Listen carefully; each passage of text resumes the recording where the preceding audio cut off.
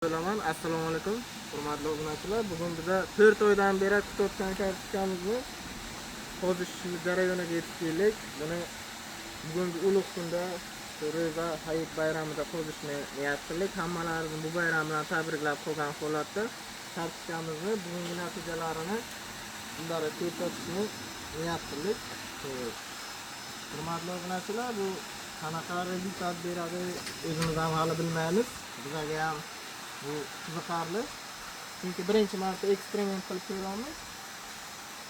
Qani o'xshaydimi yo'qmi?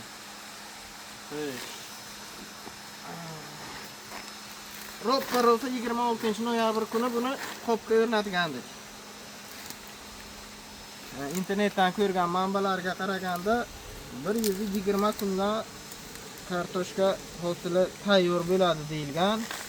Endi buni kovlab to'g'ri qilligimi, xato qilligimi bilmayman, sababi endigina tugunaklar tugishib boshlagan ekan. Balkim hali vaqti bor edi. Endi nima bo'lsa bo'ldi. Mana hozir mana bu salafani ustiga bo'shatib, ichidan qancha hosil chiqishini ko'ramiz, hurmatli obunachilar. Kokos qipig'i va biogomuz ekilgan. Endi internetdagiday to'la kartochka chiqadimi yo'qmi bilmaymiz, lekin mana bir boshdan saralaymiz. Qani ko'mgan 2 dona kartochkamiz qanaqa bo'ladi? Mana bir dona kattasi chiqdi. Shuncha sabr qilib kutdik. O'zini oqlaydi degan umiddamiz. Mana hurmatli obunachilar, ikkinchi kartochkamiz normal kattalikdagi. Xo'sh. Bismillah. Mana uchinchisi. Mana bular. Xo'sh. Yana. Mana. Xo'sh. Kichkina kartochka topdik. Va mana shu oxirgisi shekilli.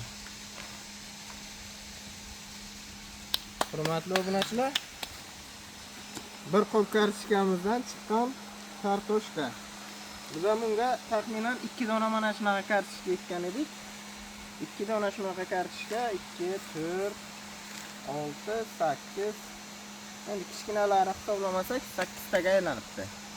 Mana bu qopga 1 dona tashlaganmiz, lekin buni qo'parmaymiz bugun, sababi kichkina ko'rganlaringizda mana bunaqa tugunaklari bo'lsa, bular ham hali katta bo'ladi degan umiddamiz. Balkim biz buni erta qo'parib qo'ydik, shoshqaloqlik qilib, lekin yomon emas. Agar mana bunaqa kartoshkadan hech bo'lmaganda 7-8 dona bo'lardi, juda ham zo'r bo'lardi. Endi biz bu narsani qiziqish uchun qilgandik. O'zini qoplaydimi yo'qmi, bu narsa unchalik ham muhim emas edi, sababi bu bir eksperiment edi. Balkim mana bu qopni ham natijasini hali qo'yib boramiz, agar yaxshi bo'lsa, buyulishiga shu parnikdagi mana shunaqa stoykalarni bo'sh o'tmasin degan maqsadda bir foydalanamiz degan maqsad bor. Bu qishda ekilganda oftob kam kunlarda menimcha yaxshi hosil tugolmadi bu ham bilindi, lekin yomon emas. Bugungi natijani sizlarga ko'rsatdik. Hammalaringizni yana bir bor bayram bilan tabriklab qolamiz. Keyingi videolarda ko'rishguncha.